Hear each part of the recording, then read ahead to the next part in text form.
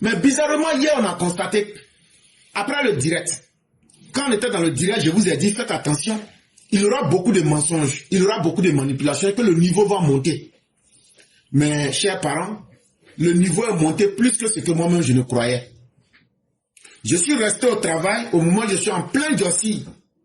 C'est le parrain qui m'appelle, il dit, il faut faire direct. J'ai dit, parrain, ça la direct là, c'est pas bon, je peux pas, c'est chaud. Il dit, Abidjan.net vient de mettre un doïta là, un mensonge pro max. J'ai dit, comment ça? Ils disent, ils disent qu'ils ont déjà fait sortir les résultats là-bas. J'ai dit, je vais sur Abidjan.net, ils ont enlevé leur mensonge là, et puis ils ont pondu une lettre d'excuse que eux se sont trompés. C'est là, quand je suis venu à la maison, j'ai vérifié. Et ce que le parrain disait, c'était la vérité. Qu'est-ce qui s'est passé? Tout le monde sait que le 24 octobre, hier, on ne pouvait pas voter. Tout le monde sait que les bureaux de vote n'étaient pas ouverts. Tout le monde aussi sait que ceux qui sont les représentants des partis politiques ne pouvaient pas avoir accès aux documents pour pouvoir voter. Mais comment se fait-il que hier, 24 octobre 2025, Abidjan.net a produit les résultats? Et ils ont même affiché les résultats définitifs. Dans leurs résultats, leurs faux résultats définitifs là, ils disent que c'est Alassane Ouattara qui a gagné les élections avec 97,75%. Et que Simone vient deuxième avec 0,74%. Et que Henriette Lagou vient après avec 1,57%. Que Jean-Louis Bion a eu 0,65%. Et puis Awadou Melo a eu 0,64%.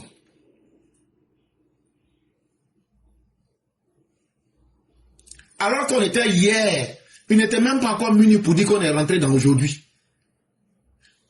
Donc quand les gens les ont attrapés comme ça là, et même ils n'ont eu d'autre choix que de pondre une autre lettre pour dire qu'eux se sont trompés. Mais la question que vous allez me poser, c'est tellement grossier et flagrant. Pourquoi ils ont fait ça? C'est quand je vais t'expliquer le pourquoi là, que tu vas bien comprendre. En fait, là, celui qui est le propriétaire du site Abidjan.net, là, c'est un proche de Tidjam Thiam. On va aller vite.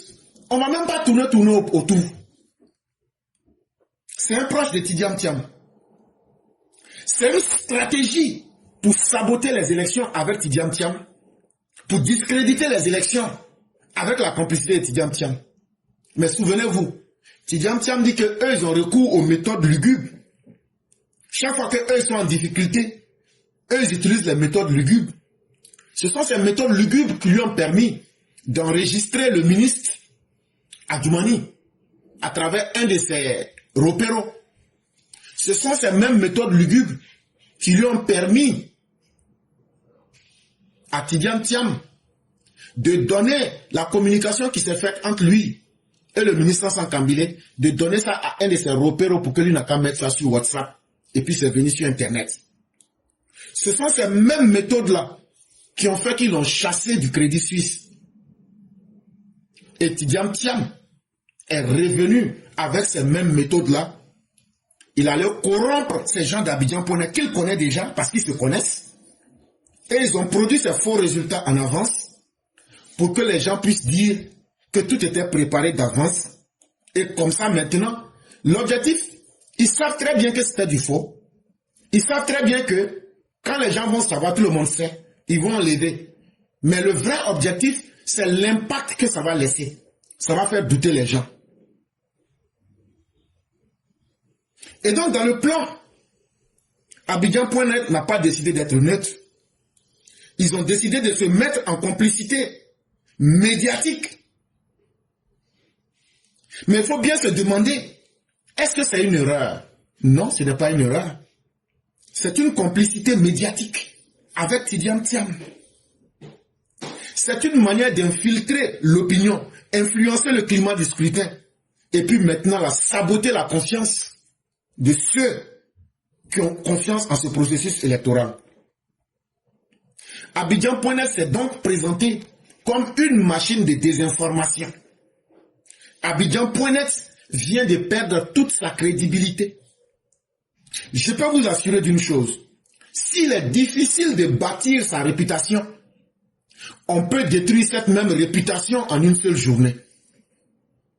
Et aujourd'hui, Abidjan.net vient de démontrer à la face du monde qu'elle est une machine de désinformation, une machine d'intoxication au service de Tidiane Thiam, parce que l'erreur est tellement grosse et grossière qu'on ne peut pas accepter que ce soit simplement une erreur.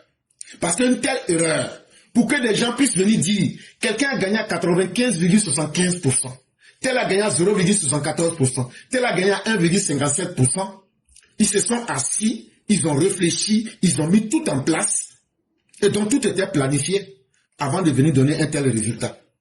Contrairement à ce qu'ils veulent faire croire, ce n'est ni une erreur, ce n'est ni une panne technique, c'était une stratégie du sabotage de la machine électorale.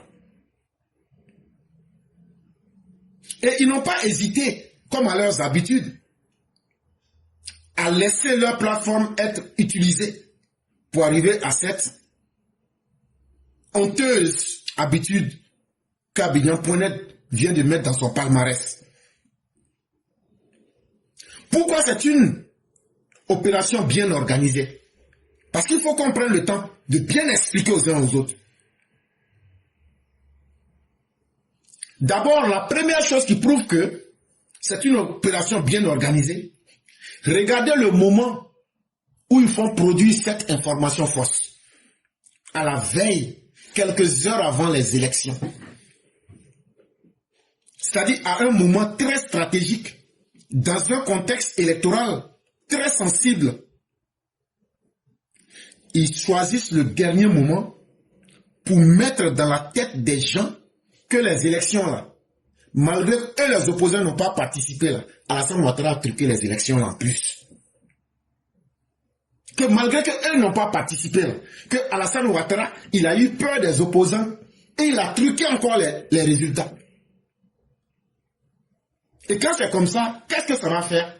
Cela va créer un doute dans l'esprit de tous les citoyens. Eh mais toi Alassane, on sait que tu étais déjà favori, mais pourquoi aller encore tricher? On sait que tu vas gagner, mais pourquoi aller encore tricher? C'était donc une action coordonnée. Ce n'était pas un accident de rédaction, ce n'était pas une panne technique des machines. Et surtout, regardez la deuxième stratégie. Dès que ça a été posté, qui sont ceux qui ont relayé le message? C'est d'abord les opposants. Ils étaient en contact dans leur histoire de front commun. Chacun avait un rôle à jouer. Et si vous vous souvenez très bien, je vous ai dit que Tidiane Thiam s'occupe de rechercher les financements et de s'occuper des médias. Et c'est pourquoi je peux dire aujourd'hui que c'est Tidiane Thiam qui est à la base. Mais c'est tous les opposants. Hein? Mais il a bien joué son rôle. Et ce qu'on a vu automatiquement, ce sont des opposants avec un narratif politique très hostile, qui sont devenus des éditorialistes et qui ont pris et qui ont disséminé cela partout.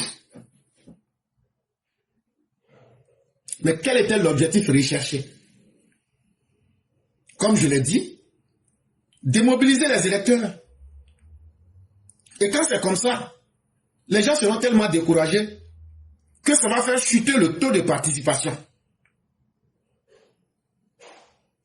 Et si la désinformation n'était pas bloquée dès le début pour contraindre Abidjan.net,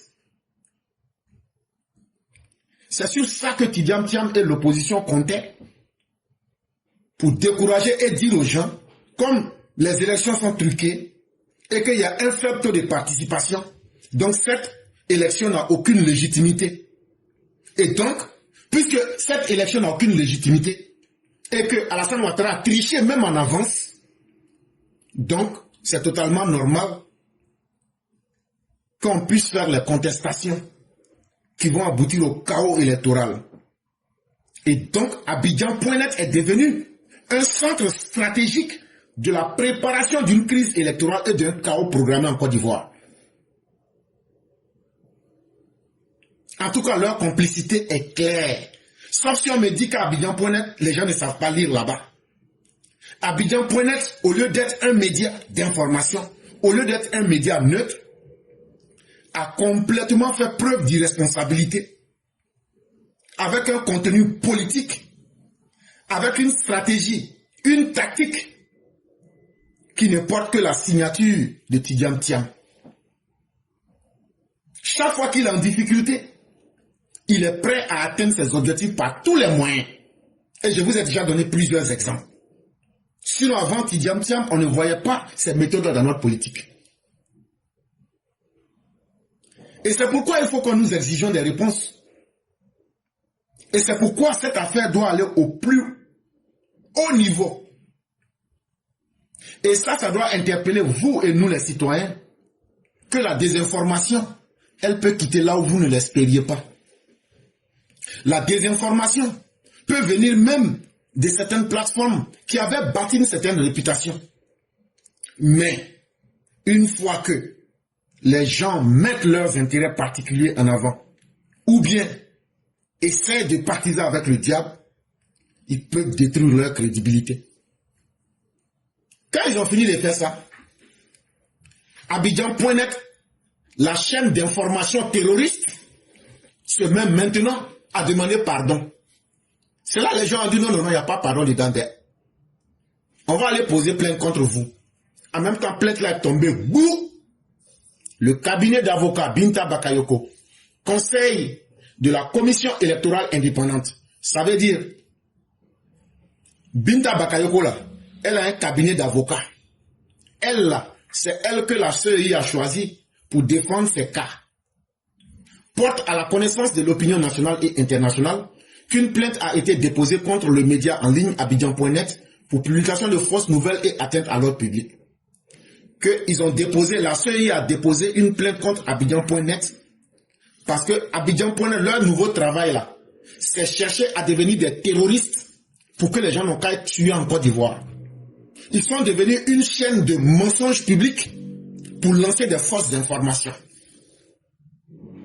En effet, en date du 24 octobre 2025, ce média a publié sur ses plateformes numériques des résultats fictifs présentés comme ceux de l'élection présidentielle avant même la tenue effective du scrutin.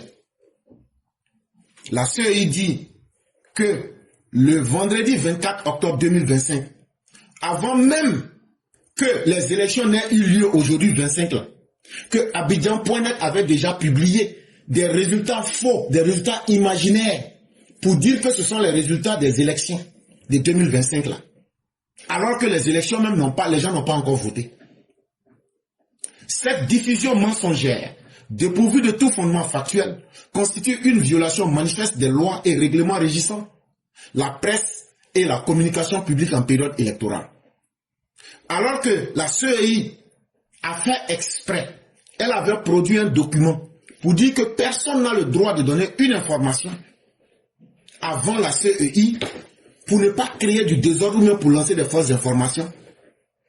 Abidjan.net a pris la responsabilité sur elle de rentrer en association avec les opposants malsains de la Côte d'Ivoire pour mettre un plan de déstabilisation de la Côte d'Ivoire en place, pour tromper les gens et saboter le processus électoral. Chers parents, c'est une responsabilité qui est très très lourde à porter.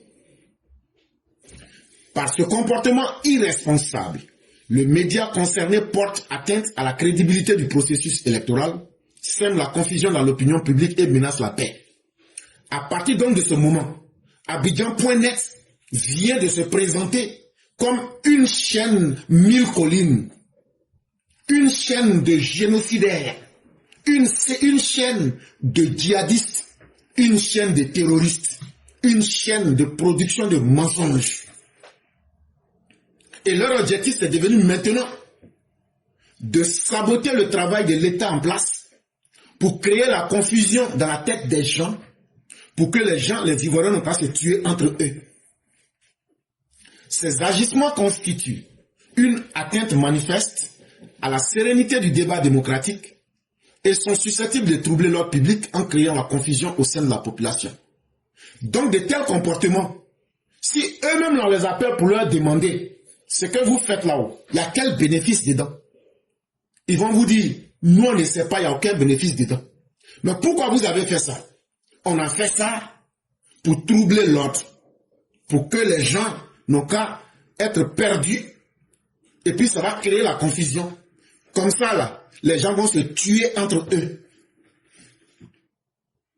La CEI dit, comme vous avez entendu tout ça, la plainte déposée auprès des autorités judiciaires compétentes vise notamment à. La CEI dit, il y a 3 points sur lesquels elle va se plaindre contre Abidjan.net. Premier point, faire constater les infractions de publication de fausses nouvelles et troubles à l'ordre public. Qu'ils prennent la justice à témoin que Abidjan.net est devenu une machine de désinformation, une machine de la haine, une machine de terrorisme et de fabrication de mauvaises nouvelles afin que les Ivoiriens puissent être mélangés et que les mauvaises informations conduisent les Ivoiriens à s'entretuer entre eux. Que ça, c'est le premier point sur lequel ils ont poursuivi Abidjan.net. Deuxième point, engager la responsabilité pénale et civile du média concerné et de ses dirigeants. Que les gens qui dirigent Abidjan.net là, qu'il y aura des poursuites contre eux, selon le code pénal et le code civil. Non seulement Abidjan.net est une entité morale, mais que les personnes même qui animent Abidjan.net, leurs dirigeants, là, on va les poursuivre pénalement et civilement. Ça veut dire qu'il y aura une double peine contre eux. On va les poursuivre sur le plan pénal, ils vont aller en prison. Et sur le plan civil, là, ils vont payer toutes les conséquences des actes qu'ils ont posés, là, ils vont payer ça. Et troisième point sur lequel la CEI s'est plaint contre Abidjan.net, rappeler le caractère sacré de la vérité de l'information en période électorale. Le fait qu'on vous a dit quelque chose, mais vous êtes allé faire le contraire, même si vous avez pris l'argent, ou même vous voulez faire pour aider quelqu'un là, ça là, on va vous enseigner que la vérité là, elle est sacrée, et que la vérité, surtout en période électorale, c'est quelque chose, il ne faut pas s'amuser avec ça. La commission électorale indépendante réaffirme son attachement indéfectible aux valeurs de justice, de transparence et de légalité, et appelle l'ensemble des organes de presse à exercer leur mission d'information avec rigueur, impartialité et respect des règles déontologiques. Fait à Abidjan le 24 octobre 2025, signé Binta Bakayoko, avocate. Donc voilà la plainte que la CEI a déposée. Maintenant, ce que moi j'aurais demandé en plus, c'est que la haute autorité, la ACA, pour la communication et l'audiovisuel, devrait automatiquement sanctionner Abidjan.net. Parce que quand des journaux font des choses qui ne sont pas bonnes, on les suspend. Abidjan. La ACA, si la ACA n'a pas vu ce qui s'est passé, et que la ACA jusqu'à demain lundi, ou bien, demain c'est pas lundi, demain c'est dimanche, jusqu'au lundi là, s'ils ne sont pas capables de faire fermer Abidjan.net, comme de la manière dont font fermer les journaux, ça va venir démontrer en ce moment que la ACA elle-même serait aussi complice. Parce que quand des journaux déconnent, on doit les mettre en face de leurs responsabilités. Et qu'est-ce qui empêcherait la ACA de ne pas avoir un si gros et grotesque événement? Et donc la responsabilité de la ACA est très attendue. Et nous allons suivre cela aussi. Et donc les conséquences ne se limitent pas à cela. La CEI a pris des conséquences directes. Et parmi ces conséquences-là, 1. Abidjan.net a été chassé de toutes les zones de vote. Ça veut dire partout où on vote là. Si tu vas pour dire je suis journaliste Abidjan, on va même pas s'attendre que tu dis .net là. On dit il faut quitter, c'est bon. Donc toutes les agrédisations qu'on leur avait données là, on a tout arraché. Ça fait 1. 2. Ils vont plus couvrir en tout cas jusqu'à nouvel ordre, ils vont plus couvrir encore des événements qui concernent les élections. 3. Ils ne pourront pas publier les résultats de ces élections, puisqu'ils se sont déjà eux-mêmes disqualifiés. Ils se sont montrés comme une organisation malicieuse. Donc, ils ne pourront pas, et même s'ils produisent ces résultats, qui leur ferait encore confiance? Et ce n'est pas moi qui dis, parce que je vois beaucoup de petits chiens qui sont en train d'aboyer dans les commentaires, parce que je suis en train de les limer avec la vérité. Ce que moi j'ai dit là, je prouve tout. J'ai mis la note des avocats. Ce qu'Abidjan.net a fait là, j'ai mis. Et j'ai dit, sans tourner pour dire voilà ce que j'ai dit. Donc ça peut vous faire mal. Je sais que vos boyaux se retournent 7 fois. Et que vous avez la diarrhée par rapport à ce que j'ai dit là. Mais ce n'est pas moi j'ai dit ça. Si tu n'es pas sûr de ce que moi je t'ai dit là, faut répéter. Koulibaly Kubia dit la même chose ici. Hein? Donc là, moi je ne fais que réinterpréter. Pour que quelqu'un donne un résultat avant un examen qui n'a même pas eu lieu. Ça dénote de quoi? Si ce n'est de troubler l'ordre public. Alors nous n'allons pas laisser cela. Et c'est pour cette raison que je prends votre antenne à témoin pour dire que j'ai donné des instructions fermes à tous nos collaborateurs sur le terrain d'exclure de toutes les zones de notre compétence ce média-là en ligne, de nos zones de compétence. Parce qu'ils ne sont pas venus pour donner des informations, ils sont venus pour moduler les informations. Alors qu'en matière de journalisme, qu'est-ce qu'on dit? On dit les faits sont sacrés. Mais quand vous modifiez, vous modulez les faits à votre volonté, ils ne sont plus sacrés, ils deviennent vils. Et nous ne pouvons pas accepter cela. Est-ce que vous donnez des détails sur... Ok. Faut monter ton visé. C'est pas moi avec moi, vous devez faire palabre. C'est pas moi. Ne faites pas palabre avec moi. Allez faire palabre avec Abidjan.net. Pourquoi ils se sont eux-mêmes là auto-sabotés? Pourquoi ils ont piétiné leur propre destin? Pourquoi ils se sont mis au service de Tidjane Thiam et de l'opposition? Pour faire un travail si vulgaire, si grotesque, si honteux, si caverneux, si visqueux. Donc là, c'est que si eux n'ont pas eu honte de faire là, c'est pas moi, ma bouche là, qui aura peur de vous dire ça. Et je vais bien vous dire ça. Et comme si moi, ma bouche que je brosse pas, ça vous plaît pas là. Koulibaly Kubia vient de vous dire la même chose. Et les sanctions là, on vient de me dire que la AK vous a suspendu Abidjan pour 26 jours. Et il y a le père Massa qui dit que l'autorité nationale de la presse encore vient de suspendre Abidjan.net. C'est très bien fait. Mais ça, ce n'est rien d'abord. On va vous faire disparaître complètement. Et donc, ce qu'on dit là, nous on n'invente pas les faits. Quand je dis quelque chose là, je mets les preuves. Et puis je donne mon commentaire là-dessus.